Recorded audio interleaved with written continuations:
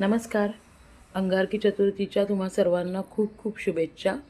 तर नवीन वर्षातली ही पहिलीच अंगारकी चतुर्थी आहे आणि अशा 3 अंगारकी चतुर्थी या वर्षात आपल्याला मिळणार आहेत. तर हे वर्ष खूप खास आहे आणि अगदी उपास-तापास नाही जमले तरी बाप्पापुढे नक्कीच मनापासून प्रार्थना करायची आहे आपल्या नवीन वाटचालीसाठी आणि हे वर्ष तुम्हा सर्वांना खूप खूप आनंदाचं, भरभराटीचं जावो.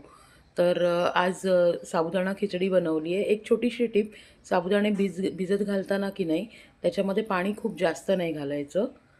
अगदी बरोबरीचं पाणी ठेवायचं म्हणजे साबुदाणे बुडतील इतपतच. तर तुमचे जे साबुदाणे आहेत ना ते छान मोकळे-मोकळे राहतात, चिकट नाही होत खिचडी.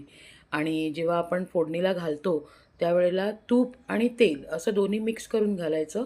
नुसत्या तुपात तुम्ही खिचडी बनवलीत तर जेव्हा ती कोमट, थंड असं होत जाते तेव्हा ती चिवट होईल.